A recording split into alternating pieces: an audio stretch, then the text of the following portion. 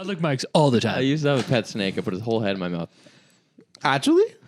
Sometimes he didn't like it. Usually he'd back off, like, Yeah. crane his neck. Oh, you didn't like the warmth? I wonder what would happen. Just kept slithering on down.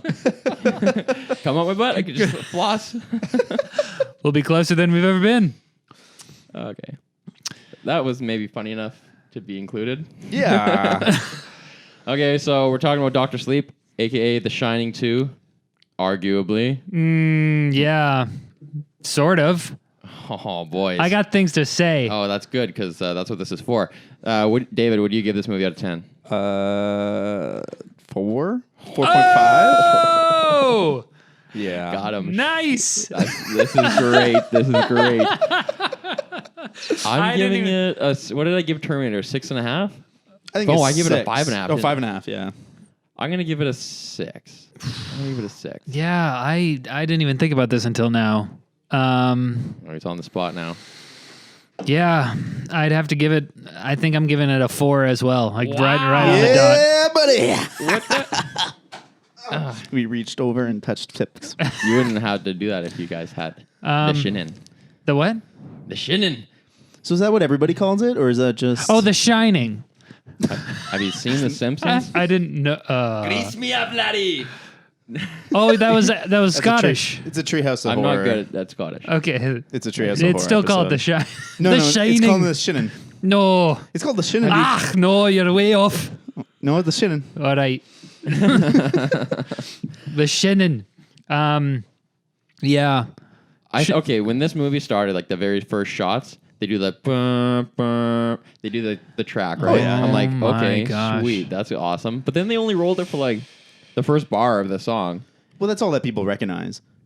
Yeah, but they should have kept going. Like when you hear that shot in the Shining, it's for the whole duration of their like trip up the mountain up to the Overlook. So like They should have it's such a gone. dreadful song. Yeah. Can we start out my I- problem with the movie? I guess. Can we talk about its... I guess we can do that. Can we talk about the origin of this movie? Do you guys know that this movie started as a book, Yep. which started as a Twitter poll? This What? movie's origin is a Twitter poll. No, it's not. Yeah, it is. When did the book come Wait, out? so Bill Gates, I think like 3 or 4 years ago. Bill Gates? Bill Gates. So Bill Gates. It's like Stephen King and Bill Gates. They look alike or what? No, a little bit. Okay, nobody look it up. Nobody put a side by side I'm picture. not- Just I'm in your not. mind. Yeah, pretty close. Yeah. So Bill Gates. So Stephen King on his Twitter put out a poll. He's like, "What do you guys want? Do you guys want the next in the Dark Tower series, or do you guys want the next Shining?" And this one got like 17 more votes. Like they got like 5,000 whatever, and 17 more votes went to The Shining 2. And that's So it why was 50-50. yeah, it was very 50-50. And that's why he started writing this book. Dang. Between that and his clear need to have The Shining end the way he wanted to, this thing was doomed from the start. That's really interesting. That's an interesting way to put it because I don't think that the core problem with the movie was like the plot generally or the characters. I feel like it was largely directing decisions. Oh, And, like, interesting. I don't think yeah. it's the directing that bothers me. I Well, think, maybe not directing per se, but directing like in terms of like the execution. I feel like this could have been a cool movie. I thought like you. I thought like you did, Riley. Yeah. I used to be like you. Then I grew a brain. Right. And no, what What's happened that for me like? was that I watched it and I was like, man, this director screwed up. They should have gotten Ari Aster, the guy who did Hereditary and Yeah, Midsommar. He would have done a way better job. Mm. That's how I was feeling. But then I realized I went and watched The Haunting of Hill House, Yep. which is the same director. I was like, this is great. It was great. This guy's awesome. Yeah. I haven't seen This it. guy's a great horror director. Mike Flanagan. And a lot of people I've heard talk about this movie, they all say that Mike Flanagan's wicked and like he's like one of the modern greats of horror. Loved which Haunting of Ari Hill is House. too. And then I also realized that this guy's task, he also wrote the screenplay, I believe. His task was to take a movie that was simultaneously like it's adapted from Stephen King's book, which is the sequel to Stephen King's other book. But this movie is also the sequel to the original movie, Yeah. which is a departure from the original book. And somehow he has to like toe that line and be a sequel to both these things. And he did that really well, I thought. See, I think there's a big problem because I think the movie succeeded in surpassing the book. I mean, I haven't read the book, But from what I gather, the book does a lot more spelling out what the ideas are, like what the ghosts are, like the lady who's in the bathtub. Which book are you talking about? The original Shining book. Okay. In the book, Oh. they spell out her backstory. She's like an old lady who had an affair with a younger man, and he stole her Porsche and ran away, and she killed herself in the bathtub. That's why she's there. And in the book, that's spelt out. But in the movie, and I think this is like one of the big successes of the Shining movie, is that it's ambiguous. It's full of mystery. It's full of questions that you're left at the end. Like Absolutely. you don't know if it's like really the hotel that had these spirits possessed Jack Nicholson, or if he's like just like this is a story about his abuse and family, like the cycle of abuse. You don't know if it's like he's trapped in hell. Like it zooms in on that photo, like oh maybe he's like trapped in limbo and like he has to relive these crimes. Yeah. And what I hate about Doctor Sleep is that it goes out of its way to answer those questions. It goes out of its way to be like, no, it happened. It happened exactly the way you thought it did. It removes all the ambiguity. It removes all the question. It's like, oh yeah, the Overlook Hotel, it was alive. There was like these ghosts, specific things, and it goes out of its way to answer every question the movie like posed. Yeah. So in that sense, it's a sequel to the book. It's a sequel to the book, but then it's also a sequel to the movie because in the original book, the Overlook Hotel burns down. At the end, that's right. Yeah, and then It's basically the same thing at the end of this movie where the boiler room the boiler Yeah. explodes. It's the same thing, except that okay. happens in the first one. Gotcha. it makes me so angry that like Stephen King is like so egotistical that he had to make a Whoa. whole book and a whole movie just to get the ending that he wanted. He was so mad. He was so upset that Kubrick had his own ending. He's like, I Okay, gotta wait. make my own book. Hold on a second. First off, I'm a little quiet. Can you turn me up a bit? Okay, thanks. There we go. That's better. That's better. Second, Oh, God. am I too loud? I don't care. Just go on, please. Second, I think that the main thing that this movie suffered from was a confusion of direction. Like everything that you were just saying, I completely agree with. It felt like it had to explain all of this stuff, which was like tonally inconsistent with what we got in The Shining, which was this kind of beautiful ambiguity. You're like, oh, is Jack Torrance going insane because he's just going insane because it's like that's just all in his head, or is the place haunted? I love horror movies where it oscillates between mental Right, yeah. illness Right. or actual paranormal stuff. Exactly. It's like, what are we dealing with here? We don't know. And then in this one, they explain everything. But the problem for me wasn't the fact that they explain everything, because if you're gonna do a sequel, you have to explain more things. You can't just have like, oh, these are these characters doing more things and nothing is revealed. We still don't know what the hell's going on. So I'm okay with that. But what I wish that they would have done is say, you know what? We're straight up doing X-Men. We're like, these are people with psychic abilities. Yeah. There's the good guys. There's the bad guys. Vampires. They got to team up. They got ambushes. There's like conflict. Yeah. Okay, you know what? This isn't a horror movie anymore. It's just kind of maybe like a slightly thrilling superhero movie. I would have loved that. Very slightly. It's really like Terminator in so many ways, actually. It's weird. and one of the things with the marketing was that they showed you all these shots. That's at the time when you were looking at the trailer, it looks like you're just seeing shots directly from The Shining. But on watching this movie, it seems like they actually recreated all of them. Oh gosh. Okay. They did. Let's talk about that casting. That delicious, terrible casting. Also, I guess we're not doing the plot summary, I guess. We're in this. Yeah. What did you guys think of those actors that they chose to like fill those roles? You mean for the actors who we saw before, Yeah, like they're Wendy the and yeah. okay. You didn't like? I think the Danny character was fine. The Wendy character was just wrong. She was just like this, like She was- normal looking modern lady. Yeah, totally. Except for that scene where Danny's on the beach and she's like, Danny! Yeah. and running after him. Like, she nailed that. And I think that was her audition tape. Yeah, and that's well, why she got it. Run for But us. ironically, I agree with you, but I also think that was maybe the worst scene with her because So you don't agree at all. no, I No, agree. no, you do because that's the No, I original agree. actor, Duvall. Is that wait, Shelley what's that? Duvall? She was kind of weird and cringy. Yeah. So like in that scene, I was kind of like, oh, she's doing a really good Shelley Duvall, but like, oh, it's bad. because it's so good. Yeah. But I think that's I mean that's part of what The She's like, Shining is "Oh, so Daddy, good is their oh." performances are so weird and off-putting, but they feel genuine. Like there's Right. nothing in the performance of Jack Nicholson or Shelley Duvall in The Shining that feels like it's put on. Like she looks like she's genuinely distressed, but she's not like a hopeless, useless person. She's like actually problem solving and doing stuff, but she looks like actually abused. I mean, like that's part of what like Kubrick was doing. He was abusing her. Well, the character's not going through that in this movie at all, though. No, but like nobody in this movie is going through any kind of distress. Agreed. The other Hey, recast. Dan is. hello, we're talking about the casting, Riley. The other recast. Okay, I like saying this guy's name anytime I can. Scatman Carruthers. Oh, yeah. From the original, Halloran. He's got a lot of speaking roles or speaking parts in this movie. He was pretty good. I didn't think he looked like him particularly until at the one shot he turns kind of profile view, and he looked exactly like Scatman. And Scatman Carruthers. But his vibe was so different. I love Scatman in the original one. He sits down with Danny. He's just like such a nice, genuine guy who knows exactly how to connect with people. You're talking about the cook? Yeah, he did not have that vibe at all in this movie.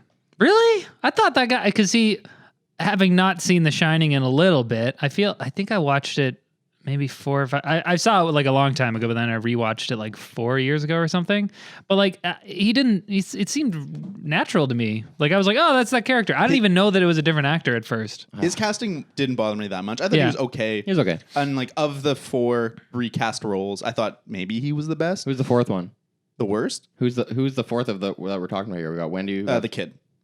That's 3. And then Jack Belushi. Jack Belushi. That guy looks so much he like looks a like a friggin' Belushi? The guy behind the bar? Yeah, Jack Nicholson's recast. Okay. Yeah, that. He didn't really look. He had the haircut, but he didn't really look like him to Henry me. Thomas. Yeah, and he's been in other Mike Flanagan stuff. Oh, okay. And that's why he was cast. And he was fine. And I mean, nobody looks like Jack Nicholson. He's such a unique looking person. He was a sound-alike to McGregor. Yeah. You could hear him before you could before his face was revealed, and I thought, Is McGregor just talking to himself right now? I thought that was so. I thought the way that they did that in that bar scene was amazing. That's pretty good. Yeah. Like because of that, because of the framing, probably I was like, oh, I love this casting because you could you see the profile. It's similar enough to Jack Nicholson that it took me just long enough to be like, is that Jack Nicholson? And then after a while, it didn't even matter. I'm like, oh, that's his dad. What do you think of the decision to recast these people instead of just deep faking it like all the other movies are? I do think it's better, and it would have been more distracting if it was like a CG'd Shelley Duvall, and I think like it would have been worse. I don't know. I think kind of as a transition to the things I like about that movie, I think that scene is one of the better scenes where it's like when they're dealing with his alcoholism and they're dealing with his like trauma that he's had to work through. Sucked. I think that's some of the best stuff of the movie. Guys, no. Get out. Okay, the first 45 minutes of this movie, I sat there hating it. Oh, so boring. Hating it, man. I was like, this is so corny. I hate this chick's fucking hat. I hate their stupid names. Her hat was so dumb. Yeah, why is she dressed like a 70-year-old hippie trying to fit in at Coachella? What the heck? I hate all their names. Because they're old. That's what they're... That's true. She's like, we don't know. Okay, then why aren't their names cool like Ozymandias or something like that instead of like blank the blank? Oh, I'm Sleepy the Crow. Crow Daddy. Like they're all these stupid names. His name was Crow Daddy. Yeah, that's bad. Snakebite Andy. Yeah. Okay, so do you guys not like... I like the recovering alcoholic story, and I thought those were the poignant bits when he's like, when his buddy takes a chance on him, like that bromance. I was like, I like this, and it's nice. I loved it. I like the like good guys helping good guys, and like him getting on his feet. I like the hospice scenes. I actually thought they were fairly touching. Wait a second. You didn't like oh no, we're in trouble. Oh God, Lions is walking over here. What is he? No, don't look at him.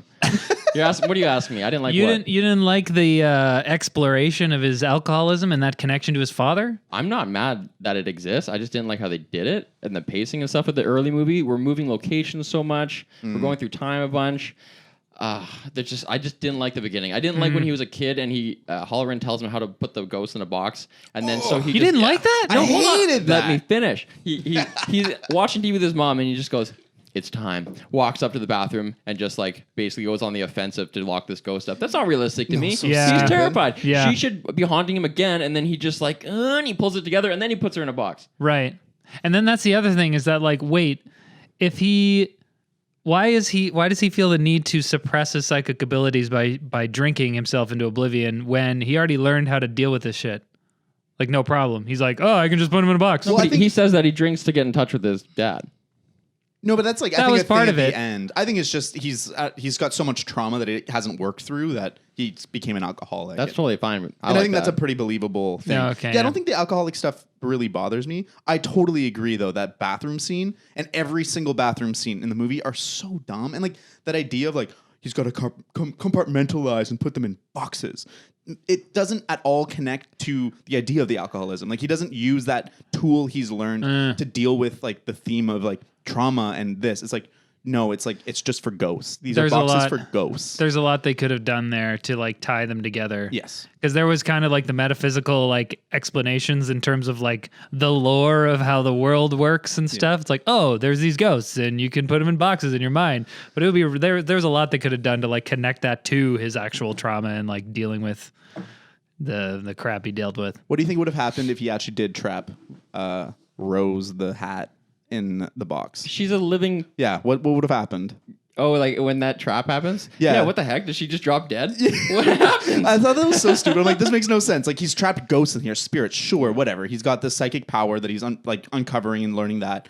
But like, yeah, what is he hoping? Is she just gonna go brain dead? And like, they don't do a good job of like showing like, oh man, that whole setup is stupid. Well, the fact that they've explained so much about how it works, it's like it makes you want to ask those questions. Whereas when you see The Shining, you're just kind of like, is he trapped in there? I don't know. We'll never know. It's who cool. opened that It's door. ambiguous. Yeah. But with this, it's like, see, people give off steam, and Okay, if they're giving off steam and it's so goddamn precious, then why are you consuming it outdoors? Have you never hotboxed? Like, go into a room, bring this kid that you're raping and killing, and put him in a bathtub or something. Like, try to put a towel under the door. Oh try to my conceal that steam. This doesn't make any sense. yeah, I think this movie was doomed as soon as it included like spirit vampires.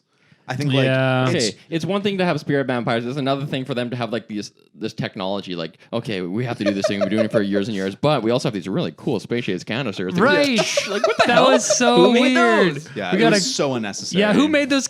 I guess you can just take any old thermos and bottle up souls. All right. And also, I would have been slightly more okay with the vampires if they didn't dress so goofy. Like, okay, Rose would have been so much more terrifying if her wardrobe wasn't that like a cross between like an urban professional lady and like a hippie Rough sleeper, kind of cross punk. yeah, like a Romani type What person. what like, would you like to see? I don't know. Just I'm Like not the a wardrobe. Matrix? I'm not a wardrobe designer. Like a leather trench? Something that's scary. Something that's a bit more ominous. She looks like my friend's mom. You know, who's like a little eccentric. Can you get us together? Yeah.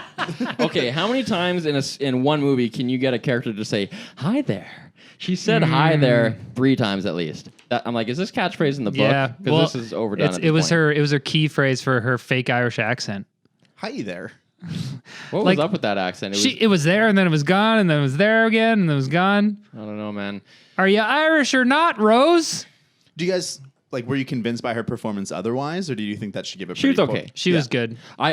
Going back to me hating this movie for 45 minutes and thinking right off the bat, within the first seconds, the first frames, they cut that awesome song short, and then they start doing all these like fast cuts, and I was like, oh, this is not Kubrickian at all. What part are you talking about? Right at the beginning, they just like weren't taking their time with any of the shots or letting things hold. And then when they killed that little girl, I was like, wow, this is so corny. I hate all these villains. It sucks. Yeah, it says a lot that they were that the movie was so long without using that kind of like distinctive like long Kubrickian cinematography. Like it was 2.5 hours long. It should have started when it was like 8 years later. It Right should there, have- I was like, start it there. I think this movie just shouldn't have been connected to The Shining, and it should have just been like a fantasy vampire movie. Because like that first 20 minutes when they're like trying to reestablish Danny as this traumatized kid are so boring and like they're so unnecessary. And like really, you could have explored a lot of these themes without that. And like Instead of doing like showing that for 15 minutes and then going like this many years later and then showing that for X minutes, they should have just start at the 8 years later, like that's where it starts, and then just have some flashbacks. Anyway, the first moment where I was like, okay, this scene's cool is when Rose is in the grocery store and she connects to who's the main character again? Abra. She connects to Abra psychically, and they have that little battle. And she That was falls on her ass. awesome. That was sick, and I was like, sweet. And from there on, it kind of picked up. Yeah. And then I actually was really engaged the rest of the movie. And when they finally went back to the Overlook, I thought it was sweet. I liked the rest of the movie. I get liked. out of town. Oh, really? You didn't turn back in and go out again? Wait. You didn't like the scene in the grocery store? Because that was the first part where I'm kind of like, hey, can we get a whole movie of this? This would be cool. Kind of like people invading each other's minds and stuff. Like, it's like Elle from Stranger Things kind of Yeah. thing. I like that scene, I like the scene when Rose is breaking into her mind, and then it turns out to be a trap, and then like they're inside, like Oh, and her hand gets smushed. yeah, that like, was great. I thought that was a really cool scene. And the girl's like inside of her mind in the cathedral. I'm like, this is Hey, these what are did she cool find in the visuals. cathedral? We don't know. They don't answer that. What the heck? She gets the information to be able to track She could her. track her.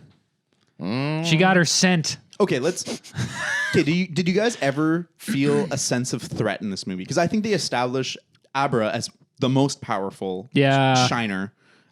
She's a Mary Sue. She's the shiniest. She's the shiniest of all shinies, and like She's Charizard. She's the rare. Yeah, I had one as a kid. I stole that. Yeah, like I never felt that Rose would be able to overpower her in like a straight fight, and I was expecting Rose to have the upper hand by having a better plan, by having a better situation, but like the whole movie. Like, I know Abra's going to win. She's the most powerful. She's always in control of the situation with the help of Dan. So there's no. And then they bring her to the Overlook where Dan has a home field advantage. Yeah. So she's just screwed. Did you think that that Rose is the protagonist, like technically speaking, in this movie? In terms of the active. In the same way that Thanos is? No. I think she is. No. She's the one who has a outward journey of like, this is what I want. I need to go and eat this person's soul, and then it gets more dire, and then she gets closer. Final push. She goes to the Overlook, and then it doesn't work out because Dan has the. You could make an argument. Yeah, Dan has the inward journey, but his journey kind of finishes 45 minutes in. As soon as he's working at the hospice and he's found his calling, helping people go to sleep. Yeah, that's true. His arc is over, and like. The rest of the movie shouldn't exist. And I feel like this movie would be way better served if it focused on his recovery from alcoholism, his trauma, and then like the end is him like helping all these people find peace. Because I actually like felt something in those like moments where he's helping people go to sleep. They needed to put another one on the end. In the book, there's another one on the end. Okay, I had a thought about this. Okay, the death of Billy is a good idea. I really like that idea that as the girl's dying, she's like, kill yourself. Yeah. And I thought that was great, but it was such an unceremonious death for a character who's been like a nice, great character and a beautiful like help to Danny. So if there would have like been a little more side- struggle there, like if it took him 15 seconds to kill himself, If and he's he- like, no, sort of, or something. but also we've set up that Dan has this ability to help people die in peace. Why didn't he get that opportunity to do that for his best friend? That would would've have been really He still cool. could have done it if he, instead of shooting himself, Yep. if he had like she made him like slit his own wrist or something, and then Yeah. it took him a while to die, and then that would have been perfect. I'm totally fine You're a with- genius, David. Thank you. Better than Kubrick, better than King. Here's no, something I stupid. completely agree. That would have been great. Go ahead. I have the stupidest thing here. Okay. Oh my god, I hated this so much. I can bring mine back. Okay, this guy's driving. The crow's driving. He's not wearing a seatbelt. Crow Daddy. Abra sees that he's not wearing a seatbelt. I guess it's Dan Danny, inhabiting her. And he's like, well, since you're immortal, it follows logically that you wouldn't wear a seatbelt. And then he gets a car accident. The guy's not wearing a seatbelt, flies out the window and dies. Isn't it the exact opposite of that? Since you're immortal but can die, it stands to reason that you would wear a seatbelt. Yeah. What? They're super vulnerable. Like one bullet takes. One bullet takes out most of those people easily. So they're not stronger. This they're guy not has more incentive than anyone on the planet to wear a freaking seatbelt. That's a good point. Like, I'm not mad that that's how he died, but I'm mad that they put this little monologue Well, before it that says the I don't opposite know. of. I don't think that's quite the gotcha you think it is, maybe. Because I see That's your so argument. stupid. I What are you see your talking about? argument, and if he was like 100% logical, then he would have incentive to wear a seatbelt. But I think the point that Abra is making in that scene is that like you guys think you own the world, you guys think you're hot shit. Like, oh, you think you can go and just like kill kids and get away with it, blah blah. You know, there's a certain level of bravado and arrogance there. Maybe, but they already established from that really old one of them dying that he's kind of like, oh man, we can die and it sucks. Yeah, And when he dies in pain and he suffers, and Rose is trying. I think you could go both ways with that, but it's a good point. I'm not trying to. pretty bad. I'm just saying you can go the other way. I didn't. Go ahead. I was just going to say earlier, because we were talking about stakes, and the only part, a big problem with the movie for me was that the only part that felt high stakes was the shootout. Yeah. Like, and that's wrong. Yep. In a movie with such like high horror influences, the part in the movie where I was most scared when people were just shooting at each other. Yep. Hey, we've been friends for 8 years. Did I ever tell you that I like hunting? Never mentioned it. Also, Okay. oh man, also real quick, just something annoying. The part where they're digging up the body, and he's like, "Oh, can you smell that?" And then Billy tells this long story. Irrelevant. Yeah. This long story about how he went hunting one time, and then there was a dying deer, and it smelled bad. And this is the same smell. Yep. And then Dead body smell. Then they find his shoe, and oh god, there's his body's here. And then they keep groping around. Oh god, that's his little hand. And then they keep going. Jesus Christ, that's his face. And it's like, why are you doing this? They didn't, as far as I know, they didn't recover anything from his. No, body. they got The the glove.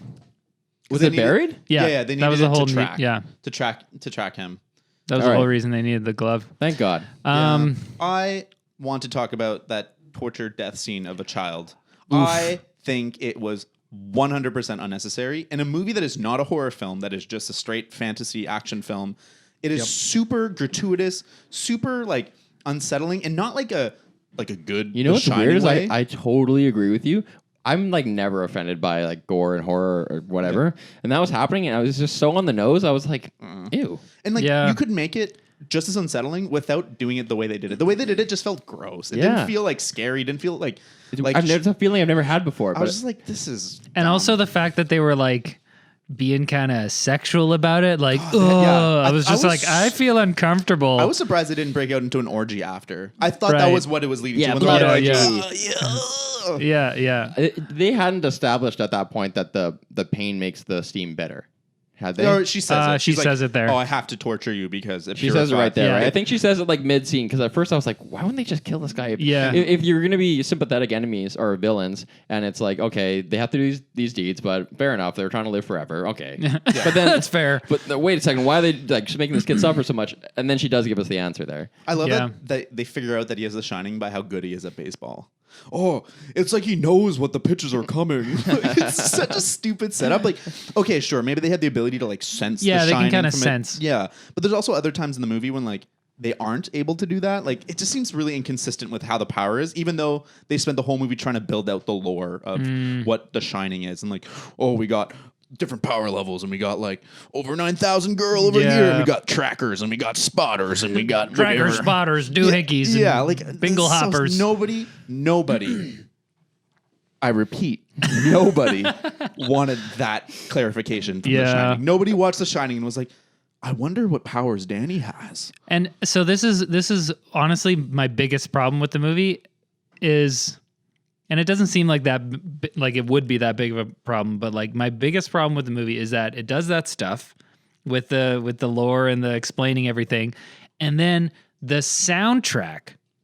The only thing that really connected this in a thematic way or in a aesthetic way, I guess. Those are different things, Is it but like in the an aesthetic way was the soundtrack. Yeah. Like, yeah. Oh And my God, I'm so glad you brought this up. The shot where Abra, the scene where Abra comes and finds Uncle Dan and is like, oh, I'm getting on the bus and I'm walking down the street. And they're like, oh, there he is over there. It's like, the music is like, it's like, why are we scared? Why is this scary No, he's music? walking to Tiny Town and it's like bright daylight. This is middle. not, There's, like, yeah. hundreds of people This around. is not a scary scene.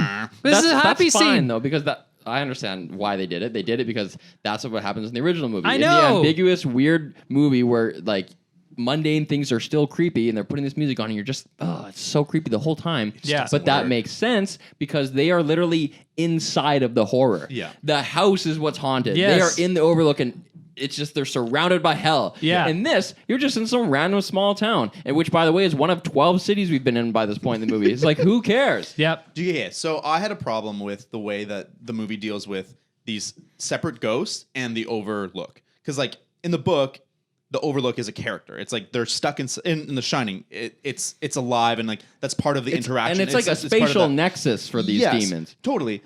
But... Get a quote of that. Can you It's see a this? spatial Yeah. nexus And for these demons. But I hope you're watching this. I had a hand signal that went with it. It's kind of an Italian one. Yeah. It's a very, very- it's a point. It's a special nexus. They're located, okay? They're anchored there. So, but we know that the ghosts are following Danny, that the ghosts are no longer part of the Overlook, that they've followed him. Like, we see only, I guess, the old lady who has lost the ability to be beautiful, I guess, at some point. Maybe she has to be in the Overlook Hotel to be beautiful. She was pretty hot in the Overlook, though. But She was weird in this one. Depending on your so sensibilities. they've separated these ghosts from the Overlook, and then they go back to the Overlook, and like to me, they just remove a lot of the power of the hotel by having the ghosts be separate. That they're able to follow him. They're no longer part of like the spirit of the Overlook. It's just like the Overlook is just a building now, and those ghosts can go wherever they want. Like, then why go back to it? Why does the movie? Yeah, this movie does nothing to make the Overlook menacing at all. And it's like, first off, that scene is really stupid, and I knew it was coming. I thought it was coming when they went to the park for the shootout. I thought that was the like, we're driving up the road to the Overlook. But like when he's walking through the hotel, the power comes on. I'm like, this is cool. Like, this is creepy. Yeah, that was cool. And he goes and he has to set up that he's letting the boiler explode and do all that stuff. That's fine. But like, there's a few things wrong with this. So First of all, I thought it was too decayed. I was like, what? Those walls are just falling off? Would that really happen if the doors are closed? So why did they close the hotel? That's my question. Why did they close the hotel? Because in 1970, they say that like basically the same murder happened, that the caretaker killed his two daughters. So we know that the precedent is they don't close the hotel when there's a murder there. So like there's no reason for it to be closed. Right. But like 2, though, according to regulations. it is illegal to leave my hotel renting. It's closed. They did not liquidate it. It's just standing there. Once you've reached 2 murders in the hotel, that's it, buddy. Also, that's reasonable. Isn't it really Whatever. convenient that in The Shining, they set up that like once winter starts, there is no in or out to that hotel. They say you get about 20 feet of snow. But in this movie, he drives up there in his like 1992 Yeah. like Datsun or whatever. We like, don't know what time of year it was. Maybe it was like 2 weeks before the big snowfall. That's true. Gotcha. I don't know. Do I try to find logic in this movie? Nope. I can suspend my disbelief that far. Yeah. Fair enough. I just thought it was silly when like they make such a big deal in the original about how isolated it is, and like I don't know, they just to me they remove all of the fear, the atmosphere of everything in that hotel, and it's like it's way darker now. It's way more dim. There's less lights, but it's way less scary. There's nothing scary about the Overlook Hotel in this movie. I agree. I liked some of the fan service stuff. The stuff you're mentioning, by the way, that's all in the screenplay because remember the Overlook was destroyed in the book in the first one. So all of that stuff about whether or not the cops can drive up the road and come there, that's all in this screenplay. In the book, they go to the site of the Overlook because there's a campground there. That's where they're all at, right? Oh. But then what do when they get there? We didn't read it, bro. They just go there to like the pile of wood and they're like, hang on, now we're here. I really liked that whole end part in the Overlook Hotel. I thought that was really cool. Really? Oh, I thought it was so stupid. Like, why are they walking up the stairs the same way? Like, Danny didn't see that scene. Like, he's not. No, but it's just a fan service callback. That was cool. Yeah, but that's like the kind of shit that like bad prequels do. It was like, nowhere near as good as the scene in The Shining. No. Because Jack Nicholson was so much more intense. I think Shelley Duvall, like her fear as she's swinging. Yeah, I think there was swings. I think there was a bit of relief in me from like watching this whole movie that was just like not The Shining, and then kind of getting to the end, I'm like, oh, this is what I know. Yeah. This is nice. I guess the fan service bit is, but I didn't necessarily appreciate that they were like, you know, recreating shots and stuff. But I liked that it was like being in the Overlook. I felt that sense of dread. Yeah. That I felt in The Shining, and I appreciated that. It was cool when he puts his face into the hole where his father had chopped with the axe. Was it? I like. Was it You cool wanna though? see that? I thought it was the best, and didn't see this coming. Is when anytime the axe was swung, they did that like dolly shot that follows went it. I with was it. like, that was great. Yeah. I just thought that whole climax was very anticlimactic because like I said before, we know that Abra is more powerful than Rose, but also like why? So okay, once they trap Rose inside of Ewan McGregor's mind, and they're gonna try and like sneak the big box around her, which was super funny. Like it wasn't like oh, it was like this is really That was funny. kinda This big goofy, box going. yeah. But also, okay, if they're inside his mind, why is she like dashing with a tiny little blade? Like, can she not like summon like a huge like great sword or some like rocket launcher or something? Like, why is she like It's not that kind of movie, I don't think David. it's that kind of attack either. It's a psychological attack. Yeah. But she could have like done so much more. Like I feel like that showdown was really not a showdown at all. Like it just felt like the movie's sense of escalation of these powers was really weak and poor. And like it didn't feel like these powers were getting more interesting. It was just like, oh yeah, sure, okay, next thing. I think the fundamental problem is what you touched on about like we actually don't know how powerful Rose is, and we know that Abra's super powerful. So it's like, how is this going to come to a meaningful conflict? I think the stakes kind of got ruined as soon as we found out that Abra is naturally more powerful than Rose. Yeah, she's had centuries to hone her skill. Yeah, and it's just like Abra is just like, oh, she's just super powerful Well, for and, some reason. And if all her vampire buddies were still alive, maybe they could overpower, maybe they could combine Right. their abilities to overtake them, but they were all dead. And it's like, Yeah. there was nothing left to fight. Like, it was- Also, so dumb how, like, oh, we got to get rid of these other characters. Let's just shoot them. Like there could Shoot them all? Yeah, there could have been this whole like cool traps. thing with like mental traps and stuff, or like they think they're at a place and then Abra shows up, she takes them out one by one. Yeah. It's like, no, you just pretend that teddy bear is you, and then we'll shoot them. yeah. Yeah, I totally It's agree. like I feel like the movie deserved a way better kind of Creative. resolution to that. Also, Danny's a great problem. shot. Yeah. Yeah, they're so good. Also, yeah, so like these guys are super old. I'm sure that they've had time to like practice shooting guns. They all have guns, but like, nope, two guys, two can't- versus nine With or what, like something. 5-round magazines, maybe. Yeah. Yeah. Boom, that was- boom, boom. Headshot. Boom. I think you kind of touched on It was a thing like a that- Walking Dead episode. That's bad. That's mean. Yeah. I I haven't think watched it in a long time, but all I remember is the headshots. That's all you need to do to kick a Unreasonable amount of headshots. zombie. I think. Hello? Oh, it's just the next thing. Yeah, I think they didn't really do a good job creatively resolving things, and I think like so the scene when Abra traps Rose, I think it's a really creative scene, and like I love that visual of her being in her room that's slightly different, so she can hide her details, but she has this wall of her files, and I like this idea of like the human mind is we compartmentalize, and we have all these files. That comes from Dreamcatcher. See that movie? No. Stephen King novella made into a movie. Cool. It's a great one. Yeah, and I think they that's do really the same good. thing. And then when they go inside of Rose's mind and it's this cathedral, Yeah. like how much cooler would it have been if the finale like it ends in that cathedral and there's like Yeah. a big mental That- showdown yeah. in the cathedral. Heck Like, yeah, dude. There's so many other things they could have done with that mental showdown instead of like it's the maze from The Shining and there's a box coming and Yeah. she's like, oh no. Like- I was happy to see the maze though. The maze is Well, They but- did it a few too many times. but Where, how like, every cool- time it cuts to the boxes, it's the maze. How cool would it be though if the movie ended with like that library being like the new maze? Yeah. You know? Like why do we have to go back to the maze? We've already seen the maze and like flashbacks and stuff. Yeah. So now having got What is that? I'm not sure. Pause. Here's something I thought was kind of stupid. Remember when Abra's like under duress or whatever? It's actually when the little boy is getting hurt, I believe. And then, she's screaming. And then Danny's room, his drywall gets stamped with red rum.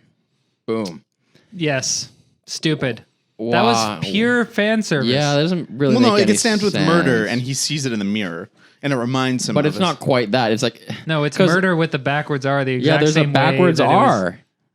Maybe it's because Abra's connected to Dan, and because Dan had the thought of that, then she, I don't know. It doesn't make any sense because doesn't make it has to sense. go from Abra brain to Dan brain back to Abra brain to Dan's wall. You don't understand The Shining. No, clearly I don't. You're not an expert on The Shining. Yeah. I didn't like that. And then it just stayed there and like, come on, man, do some painting or something. Okay. How about that old lady? Do you think, like, okay, so I kind of talked about this a little bit, but she's able to be beautiful, and that's part of, like, the seduction of the hotel, is that it's able to present a beautiful side of itself that seduces Jack Nicholson. Yeah, like when you walk in the gold room, the lights come on and you hear the the party. buzz. Yeah. Why are those ghosts unable to do that anymore? Is it because they're separate from the hotel, or like what? I thought that was like really dumb that the ghosts were just like mindless zombies wanting steam as well. Like I thought it was just super stupid. They totally disarm the intelligence of what those things mean, and it becomes just like mindless monsters that are like, oh god, it was so comical when they suck Rose, and then they're there and like. He's kind of realizing, now they're gonna come for me, and they're just like standing there.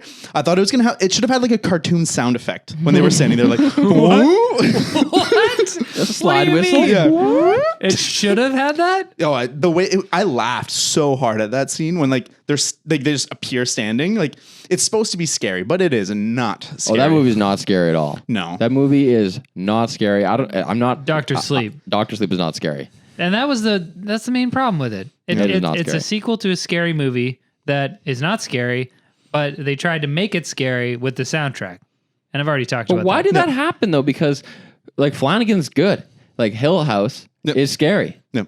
and he's good at making tension. And Hill House is scary because they have scenes that just feel normal. In this one, there were no scenes that were just like, we're just chilling.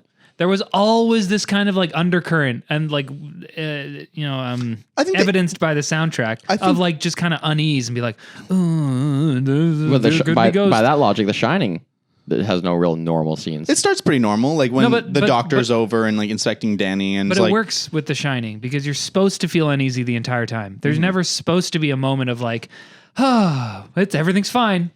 In The Shining, the whole thing is just like, what the fuck is going on? In Haunting of Hill House, it's a TV series. They can't have you just be like, oh, the entire time. So they have these scenes of like, things are chilling. The siblings are just talking, and then like we have these high tension. You have low tension and high tension scenes where it's like, oh, now we're supposed to be tense. In this movie, I couldn't tell what I was supposed to be at any given time because it's like, you're supposed to be scared right now. But I'm like, but nothing scary's happening. And I wonder how much of it was the fact, like, what we carry with us when we go to the movies, because even the scenes where he's walking into a bathroom or he's on the tricycle and about to go around the corner, you just know what's going to be in there. You know there's going to be a lady in the bathtub. You know when he rounds that corner, there's going to be these two creepy girls standing there. How many times did we see the pulling the every thing time back? there's It's a bathroom in the I think that was background. 3 times in this movie. yeah, so the ending when Abra has the haunting in her bathroom, and it's like,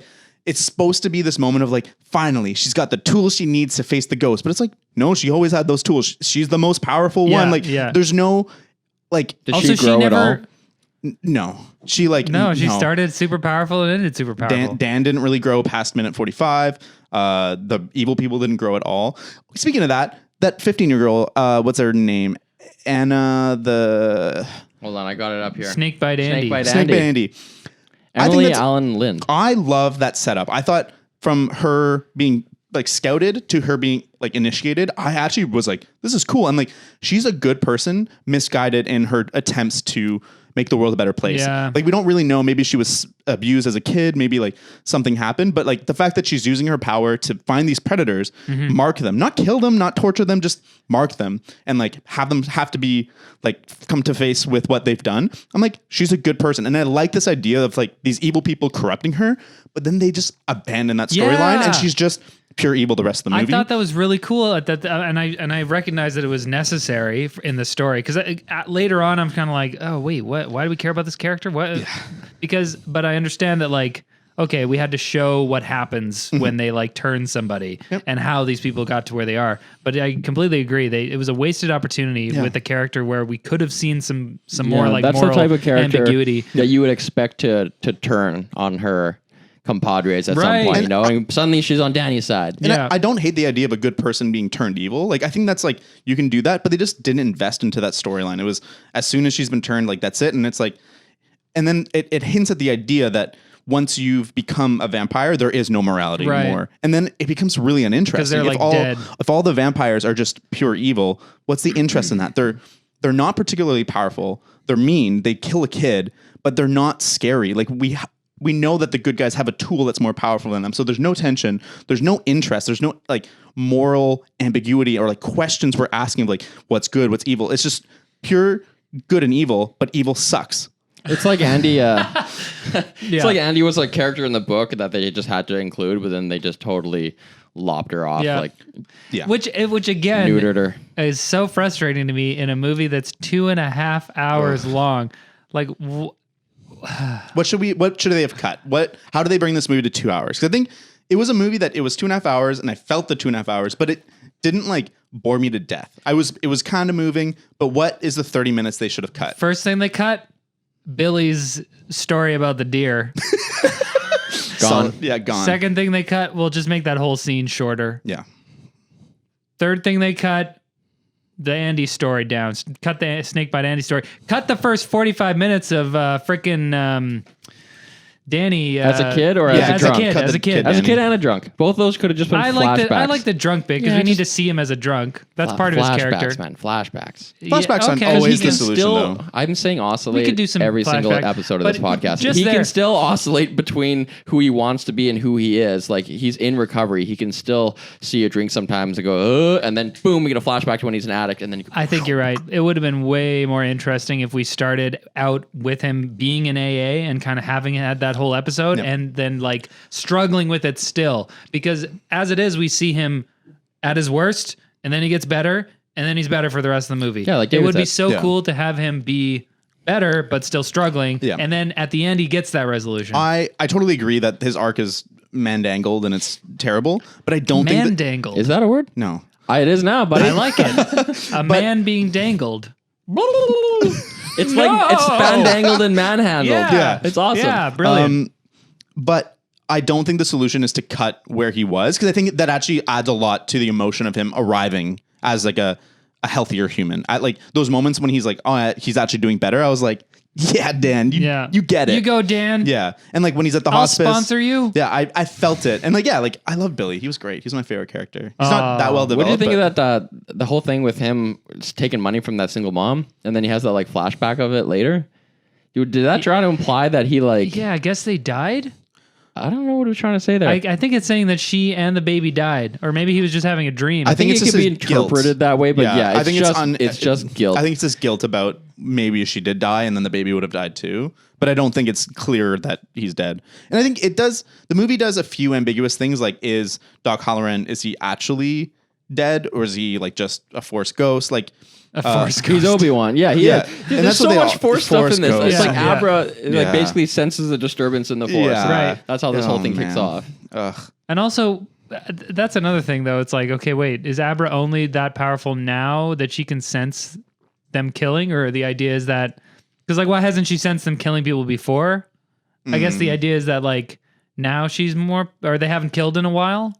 Yeah, what's the trigger past? Like, because you see the first scene when she's like raises the spoons or whatever. What's the next scene with her? Oh, The God. next time we see her, she's slightly older, but still a kid, still younger. And she's just like writing on the wall or whatever with Uncle Dan. And then later, the next scene I think is she's like the age she's in for the rest of the movie. So I think it's the Force that's guiding Dan to connect with her, and the Force is trying to unlock the power in her. The Shining. The Force Well, also Halloran's telling him to connect with her. connect with her. Abra, these are your first steps. You must we become don't a know shining Jedi. vampires walk in single file to hide their numbers. They do convoy in single file, but it's a Oh my one-lane road. gosh. Yeah. Yo, the Obi-Wan TV series they're making is just going to be this movie. Man, it was so this- stupid when they turned is Abra? Snakebite Andy. They turn her, and then it's like, okay, so you give her a long life, but like that doesn't mean she's gonna hang out with you losers all day. Like she's a would've been 15-year-old girl. hilarious. Like you guys are just camping mostly with dudes. This one guy wears sunglasses no matter what time it is. Yeah. This other guy's 90. She's out of there, man. That's She's a like, really good See point. you later. I'll take my long life and go and live fast. It's like we Yeah. kidnapped you, and now you're just like we're your friends now forever. You can't have anyone else. Yeah. Yeah. There's a few scenes that are just like silly. Like, okay, when they're trying to kidnap the kid, why is it the creepy old middle-aged dude who's like, hey man, you want to ride? Why don't they put the 15-year-old like cute girl in the front being Right. like, wow, you were so good at baseball. You want to come hang out and get ice cream? Yeah. Like why do they do that? And it doesn't matter because like she opens the door and she's Right. like, get in. So it's like it's all done and Maybe they nothing just matters wanted anyways. to make it. Maybe they just wanted to make it like a little realistic. They were in a white pedo van and everything. Like I was like, this is really on the nose. Yeah. Like a white van pulling up to a kid. With a creepy pedo dude. This guy doesn't know. Well, okay, so the girl used her powers on him or whatever. But yeah, I like her power thing because it's world expanding because you Yeah. know there's the Shining and then there's like she doesn't have the Shining but she has these like hypnosis kind of powers. That's fan kinda edit, cool. fan edit with a different soundtrack, different movie. Could have been better. You're right. It's Might X-Men. be a 6 or a 7 Yeah, I agree. with a different I soundtrack. think fully If someone just fan edits it. I Yeah. think fully divorced from The Shining. It's just a dude with like this trauma that's like undefined in his past, has to overcome and like has to use his like his relationship with this girl allows him to kind of unlock the good side of himself that he's lost. I think you can do a good arc with that, and like you can kind of have the whole movie go around that, and he has to sacrifice himself at the end. Oh my gosh, I forgot when he is possessed by the Overlook and he's gonna kill her, and he has like that moment of clarity. Oh, so It's cheesy! so Kill me! bad. Oh, that was so unnecessary. They could have done. Oh, quick! Oh, it's gonna get me again. You better run! Oh no, it's coming back! Whoa! Yeah, I don't know what they were trying to accomplish with that. It's me, the Overlook. Ah, I'm a bad guy. Well, that's a book reference to the first books. It's a little different than the movie in that it's explicit that when Jack Torrance is like becoming all evil. He's actually becoming possessed by the Overlook, and the Overlook is Right. erasing Jack Torrance and becoming a physical manifestation of the haunting Yeah, of he- the Overlook. and that's He fair. mutilates himself and becomes like he a smashes faceless. his own face, and that's why in the movie when it zooms into that picture and like him in the 1920s and he's still there, it's basically like he has He's been assumed the yeah. role of Yep. the manager of the Overlook, Or he was absorbed into the kind of collective. or they superimposed him Because it's this Photoshop. Because the Overlook is either a spatial nexus for the ghosts, or the yeah. ghosts are kind of like part of the Overlook. They've been absorbed into it. See, the thing that's weird is like, well, the Overlook is like so many intense things happen there that they just leave an imprint Right. on that space. And I think Oh, it's not the space though. There's just ghosts that can go anywhere they want. well, This is what I'm saying. It's but a maybe, nexus. Maybe the imprint kind of like tracks onto Danny. I don't know. I think the cool thing about The Shining is that you can have these good discussions and be like, oh, what is it? What does it mean? Yeah. And then like having it like possess Danny at the end is just kind of like, oh, okay. So I guess you can just become an Overlook zombie. All right. Kill me. What's the deal with in the grocery store scene when her hat falls off and then that grocery store clerk almost touches it? Yes. Don't touch my hat. They She never do anything answer with it. that. I thought at the end when she dies and the hat is still there, I thought they were gonna do something Yep. with it, but no, it's just the Maybe hat. maybe they had that and they got rid of it in a deleted scene or something. can't wait We got to to cut this watch. down for time, guys. Yeah. 2 minutes, 2 hours and 35 minutes is too long. Yeah. It's got to be 2:30. Oh, it's one of those movies when the credits start rolling. For the first 30 seconds, you're like, is there going to be an end roll thing? And you sit there, and then 30 seconds go by, and you're like, I actually don't care. No, I they- left immediately. Did they leave the lights off for you guys? Because Yeah. they made me the lights off, for the first part of the credits, and I was like, why are you doing this? Why are you doing this? This movie deserves no recognition. Yeah, I usually just leave movies immediately now if they're not a Marvel movie. So I was reading about the Wikipedia for the book, and apparently, who is it? Abra and Danny are related. Yeah, he's actually her uncle because Jack what? Torrance has had a bastard child, and that's her mom. So what you remember how Abra references her grandma dying? Uh-huh. In the book, Danny actually goes with her and visits her dying grandma, helps her die and everything, and then finds out at that point.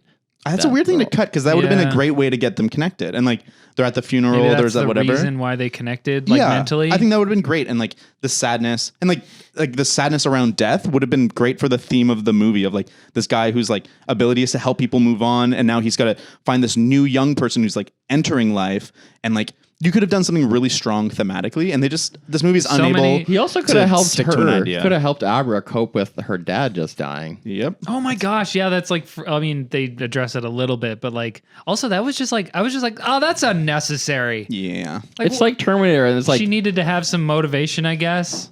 it's just like Terminator in that She was already in it, people's though. loved ones are dying, and they just don't ever take a second to be like, Yeah. that is huge. That's the biggest thing that's happened in this movie, really. But And they then, do but that in in Terminator, Terminator.